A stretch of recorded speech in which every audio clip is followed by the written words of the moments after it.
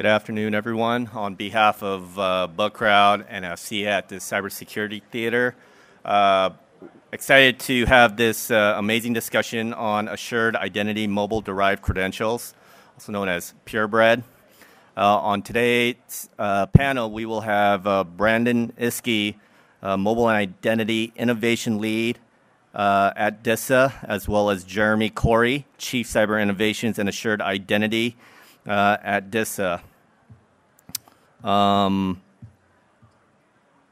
Iske is currently leading the Purebred project, DoD's mobile-derived credential solution, as well as future efforts focused on mobile multi-factor authentication and mobile device key attestation. He started his career in 2010 at DISA through the agency's recent graduation intern program. From 2010 through 2013, he was assigned the Endpoint Enclave Defense Team on the Host-Based Security System, HBSS program, as the release manager, moving up to the lead engineer. In fall of 2013, he was assigned to the agency's mobility program as the unclassified mobile device management lead, helping to grow the service in stable and scalable fashion to over 50,000 managed devices across DoD.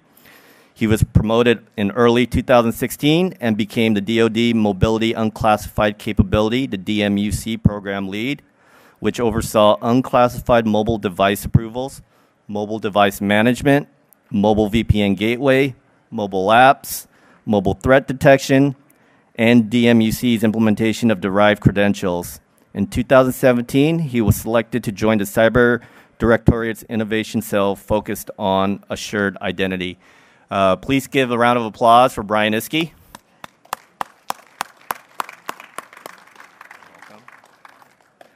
Also on our panel is Jeremy Corey. Jeremy Corey, a technology strategist for the Defense Innovation Systems Agency, is a chief of cyber innovations.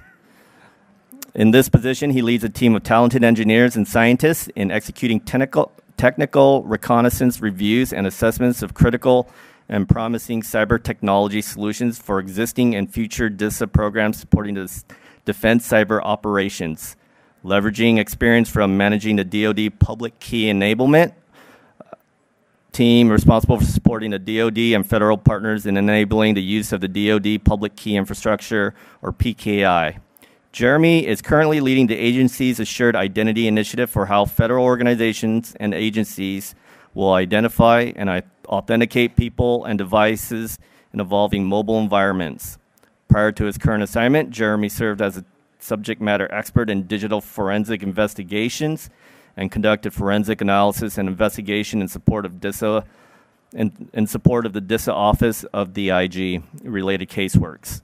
He crafted an independent digital forensic team and infrastructure dedicated to leveraging big data analytics of evidence data of attribution in agency investigations regarding fraud, waste, and abuse.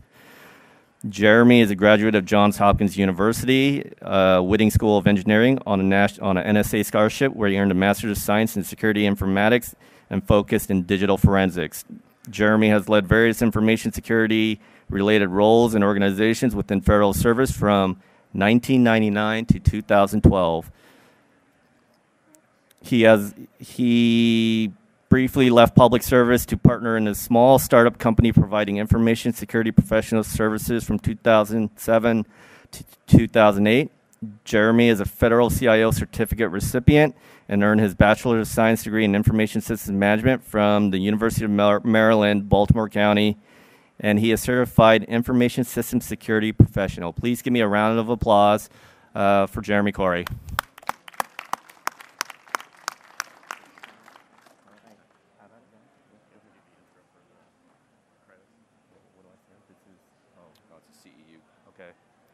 And just as an added note, this session qualifies for CEU credits. And I believe there's an individual in the back of the individual right there who you can get a scanner from for continuing education credits. Thank you, everyone. All right, good afternoon again. I'm Brandon Iske, and I'm the mobile credentialing lead here at DISA. Next slide. So this is the typical disclaimer. Nothing further here. So I like to start this off with a little bit of background of kind of what led us to where we are today. So really, before the 2016 timeframe, we really had no true capability on mobile devices to do secure email and secure web browsing. So what that means in the terms of the Department of Defense is the ability to use your common access card for access to sign encrypted email or secure websites. So we use that on our laptops and workstations day in and day out. And so using the smart card with a mobile device is really a challenge. So really, in the 2016 timeframe and before, there were options to do this. So smart card readers that were Bluetooth enabled was one solution that was deployed for some period of time.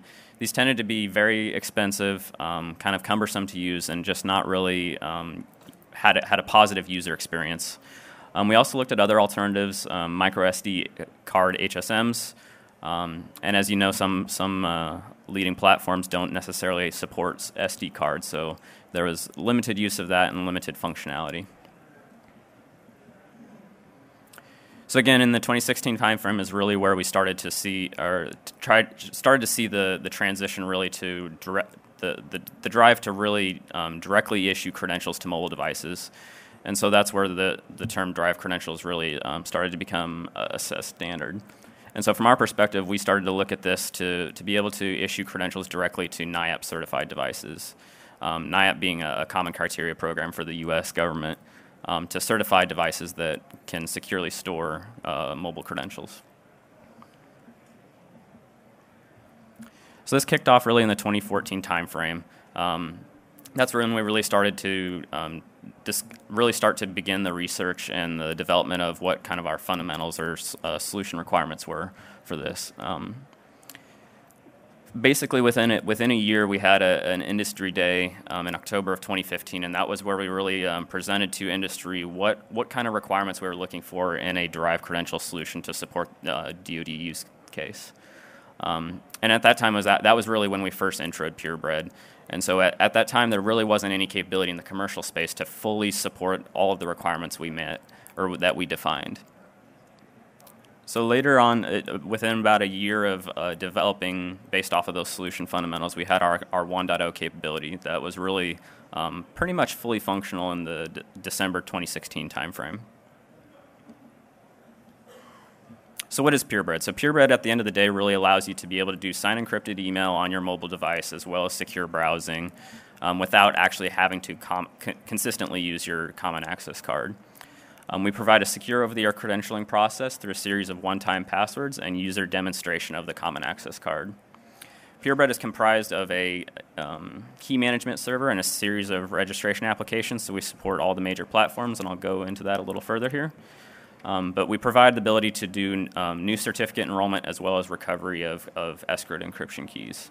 And that's a critical function to really support sign encrypted email that we use throughout the Department of Defense with our CACs and our workstations. We have to be able to use that same encryption key on our mobile device. And one of our really large fundamentals here was to be able to separate key management from device management. And while that might sound really straightforward, the way the mobile ecosystems have really come together, they've actually tightly coupled that. And so that really presented a large challenge for us. So in the Department of Defense, we have one centralized PKI or credential issuance system, but we have many different mobility instances. And so from a mobility perspective, we're very fractured, but from an identity perspective, we're actually very centralized. So from our perspective, we didn't want to dictate what type of solution or which vendor you had to partner with in order to get this capability. We really wanted to be agnostic, but support as many use cases as possible. So today we support pretty much all the major platforms, so Apple iOS, Android and the various flavors of that, as well as Windows 10 we are looking at from a kind of a pilot perspective, so we're using their virtual smart card technology to directly issue credentials to a TPM-enabled tablet. And we do have support for legacy BlackBerry OS, BlackBerry 10.3.3. We have looked at YubiKey as well. We haven't really made any further progress here. We haven't seen a whole lot of demand for that, but if there is interest, I'd like to please come speak with me after. So this is what the general workflow looks like. So again, this is a basic basically a one-time enrollment process. So as often as you get a common access card is how often you're going to really enroll in Purebred unless something else happens to your mobile device.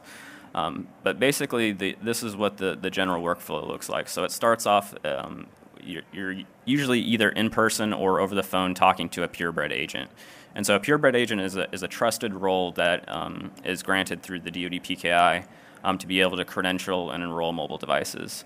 And so the first part is establishing trust in the device. So we're taking a device that today is government-furnished equipment, but we don't have a cryptographic way to verify that, so we have to do these additional steps to vet and establish trust in the device.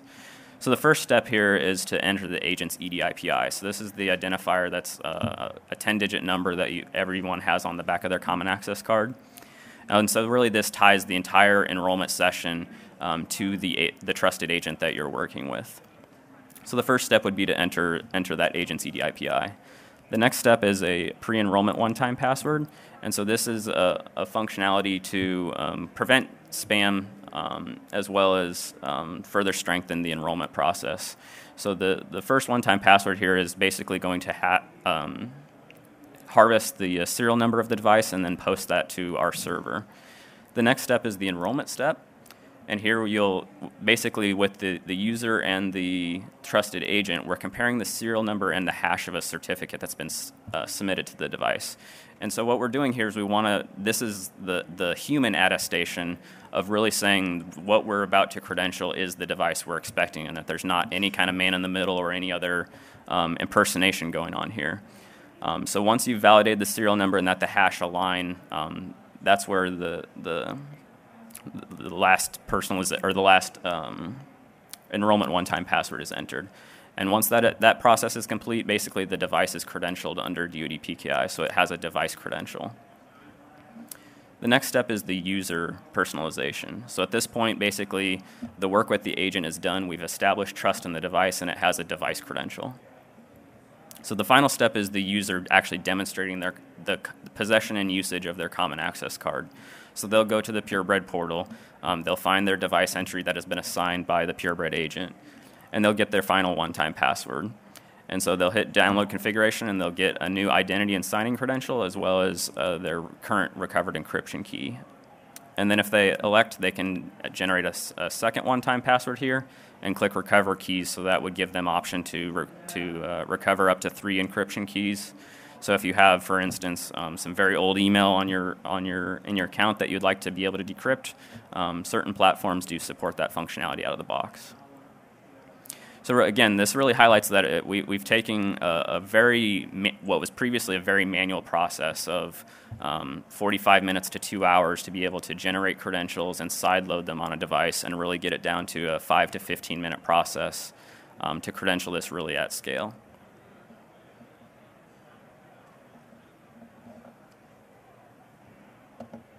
So from a status perspective, we're seeing about 2,000 to 3,000 devices enrolling per month and about 50 to 100 agents added every month.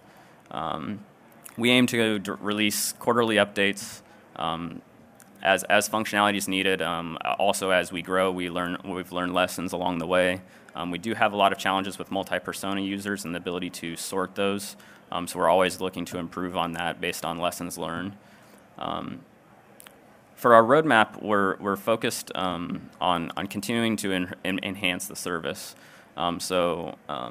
Attestation is one part that's currently underway, so we're looking at being able to deploy that here pretty soon. Additionally, after that is really focusing on high availability and service redundancy. So this is ability to operate out of multiple data centers, be further fault tolerant. But today, as I've said, it's really an enrollment process. It's not anything that has to be a continuous service for the user to use their credentials. And then further, in 2.0 capability is really looking at further UI enhancements. So how can we make the tasks that the agent has to perform a little more streamlined, a little better app UI. Other major tasks that we're working on, reachability from the internet. So today it is very true that a mobile device has to be on the NIPRNet, at least reachable to the NIPRNet to be able to enroll under Purebred. So most mobility service offerings have some type of per-app VPN or device-wide VPN. And so that's what they leverage today to be able to credential under Purebred. But we've heard it loud and clear from a lot of the services that the ability to enroll directly from the internet is very desirable. And so we hear that loud and clear, and we are working towards that this year. But that is a big paradigm change for us. So it's the ability to actually put an issuing certificate authority under DUD-PKI on exposed to the internet, as well as the device enrollment interfaces for Purebred. So we really want to make sure that we do this right the first time. Additionally, we're looking to streamline the agent nomination process. So what this means is the training requirements and the nominations that have to go through to become a Purebred agent, we're looking to streamline that for limited agents. And so most folks that are on the system are considered a limited agent. They have the ability to enroll devices and do the majority of tasks. There is a higher level permission called a full agent that is allowed to create more global configurations. This is what our growth has looked like over the past year or so. We're actually at 32,000 devices or so as of this morning, and about 1,500 agents. So we've been seeing some really positive growth here over the last year or so, really going from nothing to 32,000 today. And so again, we support all major platforms, but as the customers bring devices to us, this is really what the device landscape looks like.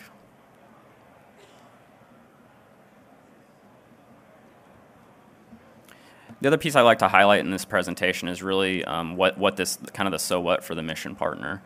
So mission partners that have not adopted Purebred, we don't charge this as an additional fee for service from a DISA perspective. It's part of the DoD-PKI that's already enterprise funded.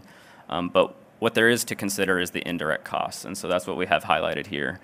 So this comes in from an integration perspective. So if you have a mobility service, how are you going to deploy the mobile application? Do you have to meet any vetting requirements?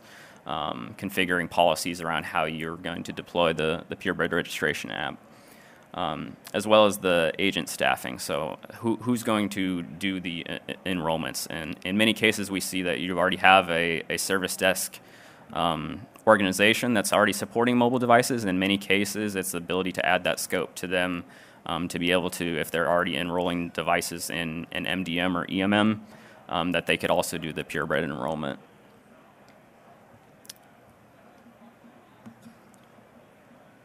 And again, we have more information currently on iase.disa.mil, as well as we have a MIL suite site that is for agent collaboration.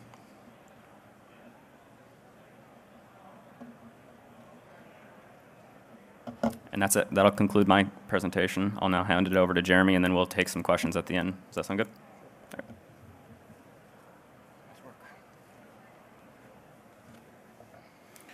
So good afternoon. There's about 25 people standing up in the back there. There's plenty of seats up front. Make yourself comfortable.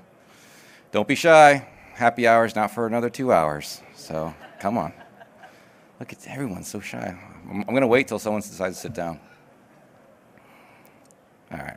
So I think Brandon did a fantastic job. I'm going through a presentation on mobile-derived credentials, a brief introduction of Purebred, some statistics demonstrating the success of the capability, enrolling up to 400 devices per day, and on average 2,000 to 4,000 devices a month. That's fantastic.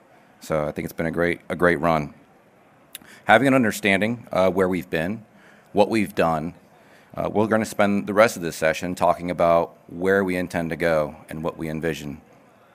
My name is Jeremy Corey, and I'm here to talk to you about assured identity.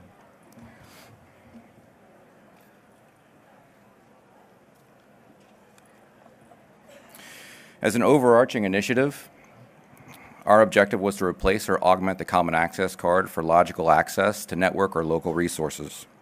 In addition, we laid out some goals to include leveraging a collection of biometric and contextual factors on mobile platforms, observing patterns to create a continuously updated risk score, and to ensure we maintain protection of the credentials and any biometric data local to that computing system. Within assured identity are 4 ongoing projects. As mentioned in the keynote, we'll be prototyping mobile continuous multi-factor authentication and device attestation in the coming months. We've wrapped up a behavior-based privileged user pilot, measuring user interactions with keyboard and mice movement. and we're in early execution of examining other CMFA approaches through a Rift CMFA for mobile platforms and an inclusion of wrist-worn wearables. Keeping our overall objective in mind, we know that CAC as a form factor doesn't bode well in the mobile environment, but we want to ensure that we retain the assurance and security of those secure elements that are on the card as we begin to potentially use the mobile device for authentication and access.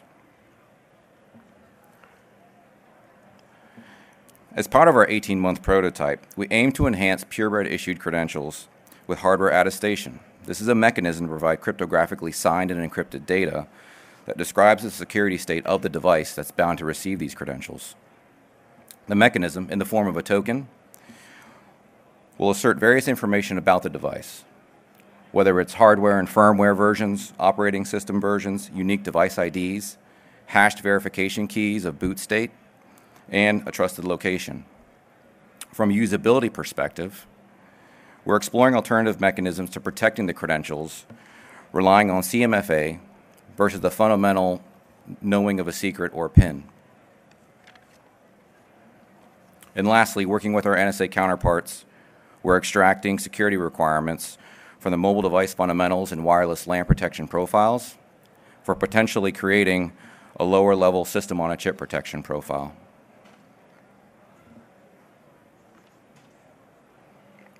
To help us in retaining the assurance I mentioned earlier and the security of trusted elements that exist on a common access card today, our prototype utilizes the ARM Trust Zone architecture. The ARM Trust Zone architecture is a system-on-a-chip and system-wide approach to security. Trust Zone is hardware-based security built into systems on a chip by semiconductor chip designers who are interested in providing a secure endpoint and device root of trust. At the heart of the Trust Zone approach is the concept of secure and non-secure worlds that are hardware separated with a secure monitor that allows data to pass in between. Less secure software is blocked directly from accessing those trusted resources in the TEE realm. Within the processor, software either resides in that rich execution environment above, where the higher level operating system, or Android in our case, would reside, and then the trusted execution environment below, where trusted apps and certain things like our CMFA core or engine that would be doing the fusing and the algorithm for joining these multiple factors together. Our CMFA algorithm utilizes 3 biometric factors: face, voice, and gait recognition, in combination with trusted location and trusted peripherals. Represented in the diagram are each of these factors and where they are harvested in the Trust Zone architecture.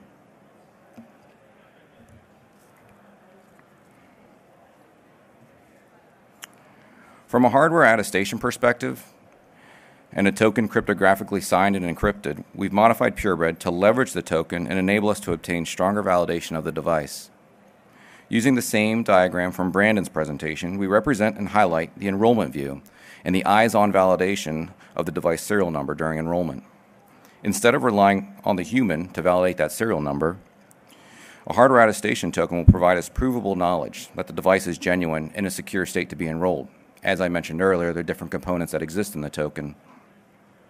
Inherently, we improve the Purebred enrollment process by eliminating this view here, or the third view that you see on this diagram.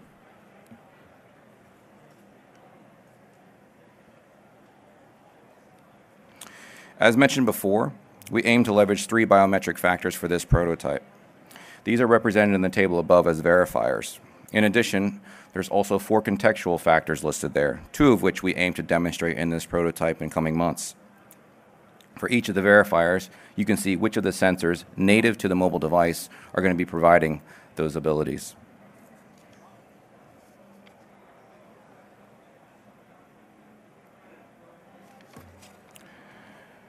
When I mentioned gait recognition, we raised a lot of questions about whether or not it was possible and what value does it provide. One of the main reasons that we went after gait was specifically considering why the Defense Information System exists and for its reason of supporting the warfighter in the field, who may have gloves on, who may have goggles on, that can't do a fingerprint to authenticate, that can't do a face to recognize, to authenticate. And so we said, well, let's experiment with gait to make a determination whether or not a gait is unique enough to identify a user from another user. In gait, there's 2 stages.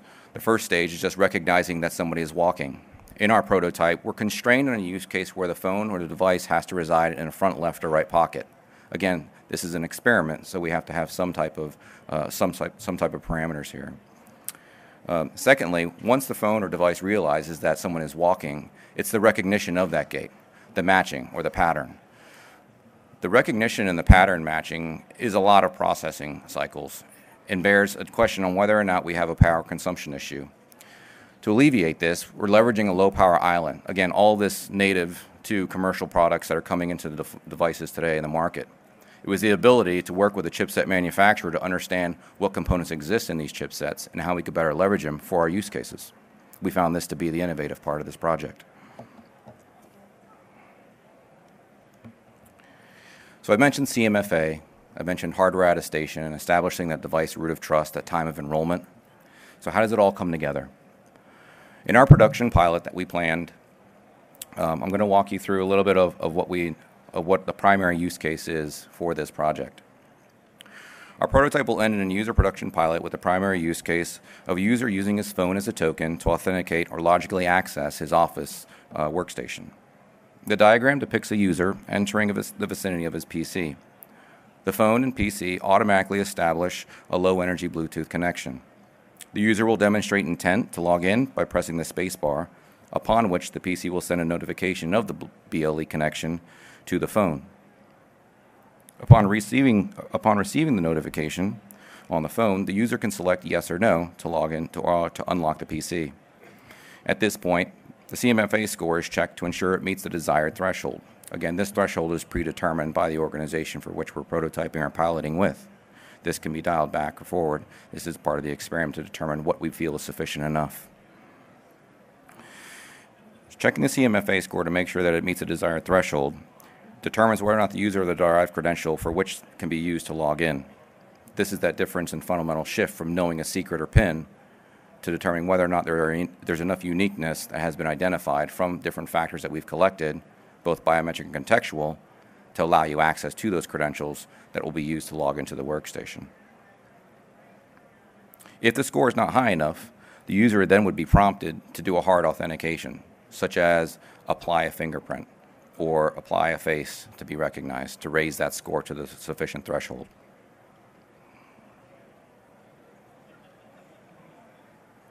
So in conclusion, we provided a brief summary of the 4 projects in Assured Identity Initiative.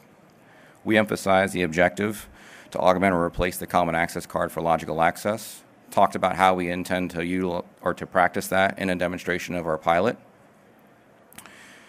And throughout, we inherently expressed our vision for a mobile-centric environment. Lastly, and looking further, we aim to achieve sufficient authentication and assurance to facilitate a single platform for use in day-to-day operations, being the mobile phone, and potentially whether or not we can utilize one device for multiple networks. At this point, I think we're going to open it up to questions. So we recrafted our discussion because we just drew a lot of attention after the keynote when the director mentioned Assured Identity and a lot of the work we've done in Derived Credentials. And so we hope that we'd like to make this discussion, learn as much as possible from the audience as well. And please step up to the microphone for the question, sir. How are you dealing with validation, certificate validation, and user cert for encryption and decryption? Encryption, decryption of users, email, and validation services like the RCVS, what have you. How are you dealing with it on a mobile platform? You can't really be downloading huge crills, pre-signs, etc. So from a Purebred perspective, we're issuing off of DoD CA 45. So that's part of the traditional DoD PKI infrastructure. So our CRLs and OCSP are all supported in a traditional fashion. So it's really up to each mail client of how they do the validation. So in the case of like Apple iOS, they're going to manage it how they manage it.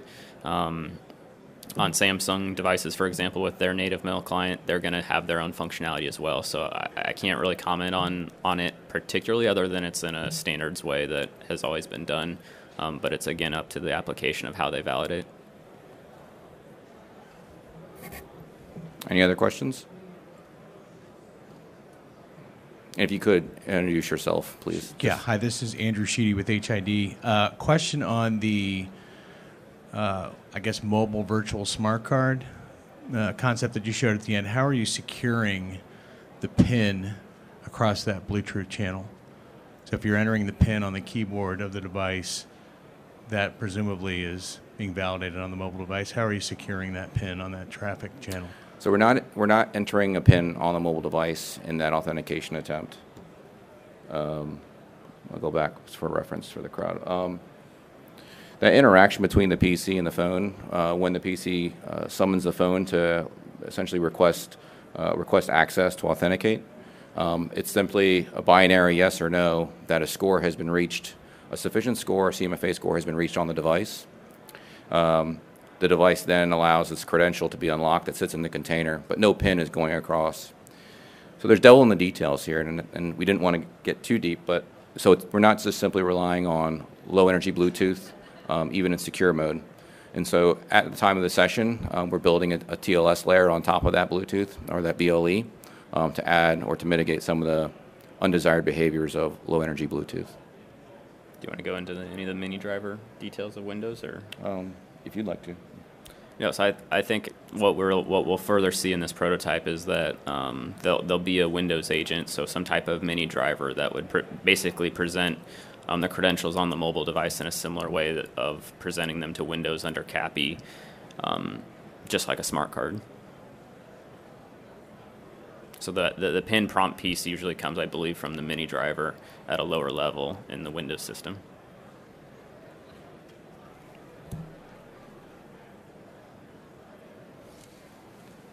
Good afternoon. My name is Greg Perry. I'm from Southcom. I got a question. Can we get this brief? Sure. Yep. Absolutely. And the Purebred information brief is already posted on IISE. We update that regularly. I think all the other FCS slides are available. Also, my boss was probably going to kill me, but I was just discussing this with her about letting the customers enroll themselves. I don't trust them. I'm just going to be honest, because with the time constraints that you guys have, they're going to go over. And some people are diligent about doing their job with some of our customers. And then sometimes we have to, as she just said, we have to take control. I honestly think that should be left. I think that should be left in control of the mobility team. But I mean, you guys are the bosses. It's your program. But it's just my opinion. What is there a further suggestion there? I guess I'm sorry. I think it should be left. It should stay until you guys get a better handle on it. Until the customers realize that there is a time constraint. That's actually because you get a one-time password, you can keep doing it. I think they said they know that they can only do this 3 times, and then you're locked out. You're gonna have to wait 24 hours before you can reapply for Purebred. No, that's not the case. So the series of one-time passwords are valid for 3 minutes, and if that time expires, then you just generate a new one. There's no restrictions there. But that's what I'm saying. Our customers, they will abuse the system. Some people will, some people won't. So I guess I'm failing to understand what the abuse there is, because at this point it's just a series of 3 one-time passwords to be able to get credentials. So if you're brute forcing that, I'll talk to you. Okay, after please. Thank you.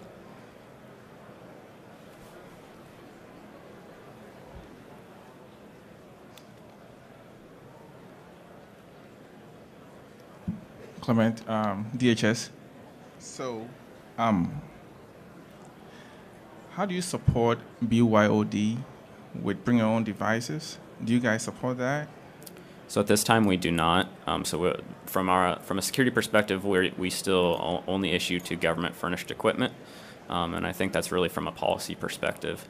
Additionally, so Purebred doesn't guarantee any security state of the mobile device, so that's where an MDM or a EMM or UEM, whichever acronym you'd like to apply for mobile device management, is really the capability that provides that. So that they manage the restrictions, the security state of the device, the ability to remote wipe it.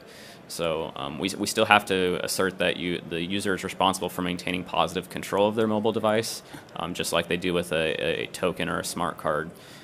So again, we're not really in a state of supporting BYOD. We're definitely looking at it, and we're looking at options there, but we're just not there yet. I think, Brandon, and I think we've had this discussion. With the shared identity and this evolution of using the mobile device and having a device attestation, that we're getting some assertions of the security state of the device, which opens up the discussion for BYOD again. And so allowing a user to bring their own device, because the device is off, like again, this is all off the shelf, we aim to utilize commercialized technology and the chipsets within these devices. We know how to understand what these chipsets can provide, and we trust what those chipsets have in them. That does give us those types of assurances. I agree. So it means that you support it, correct? I'm sorry. So it means you do support BYOD. Yeah, technically feasible. We don't support it today, but I think there is desire to pilot and prototype capabilities for BYOD, yes. Okay. Second question. Mm-hmm. I'm with the Federated Fed. How is this with DOD and the Fed? How is it going to interconnect? If in future we have to, do you have any future plans to interconnect or migrate those two systems or two federated? Yeah, so from a Purebred perspective, it's full government-owned source code. So we sponsored the development of that and are still sustaining that. We're open to discussions with our federal partners. We've had quite a few already. So I guess I'm open to feedback of, does it make sense for us to open source it, and you guys are able to develop your own, or let commercial industry productize Purebred, or you feed us your requirements when we develop to support your use cases. So I'm open to a full gamut discussion on that, but I haven't seen any traction past just initial engagement. Thank you. Mm-hmm. Any other questions? There we go. How long do you have to walk before you train the gate? Great question. So in our initial experiments with Gate, after we've developed a reference app to demonstrate it, it's been about 500 meters of walking. The trick here is if you don't stop at the water cooler, you don't stop to talk to somebody, and then it goes to, if I'm more, not me, I wouldn't be wearing heels, but if if a female decides to wear heels or flats, like that alters their gait as well. If I decide to put a backpack on, that alters my gait as well. So many of these things we're trying to work with to understand, would we have multiple patterns that match to my profile, depending on, again, whether or not I have a backpack. But enrollment times, we're looking at about, I think, 500 meters.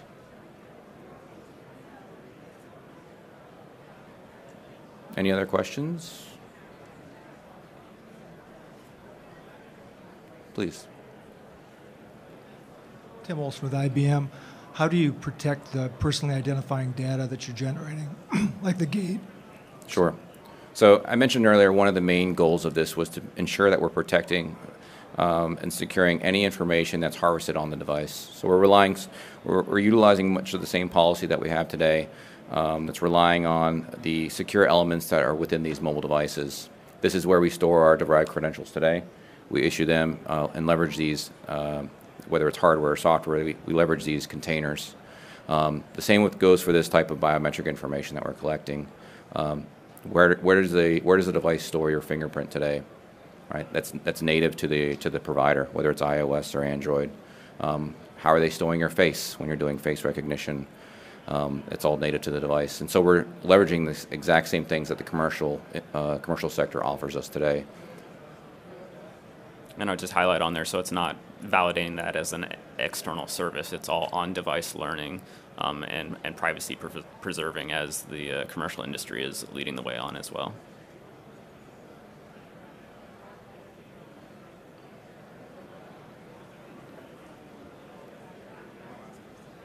Please ask away. Yeah, please.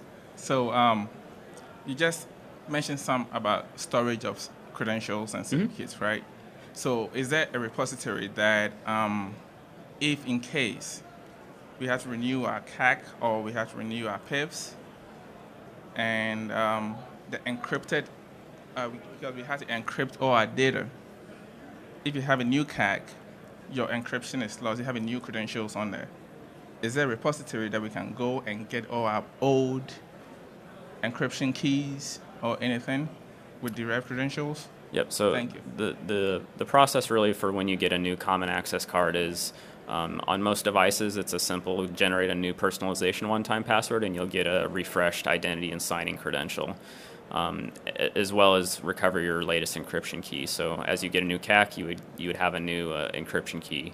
So that's primarily used for sign encrypted email and any other operations you might be doing with that. As far as data protection on the device, we're still leveraging the native device capabilities for data at rest encryption. So how each platform secures its file storage is really independent of DoD PKI. Anybody else? All right. Again, we'll be around for further questions if there's any folks that wanted to ask anything that didn't come up to the mic. Thank you.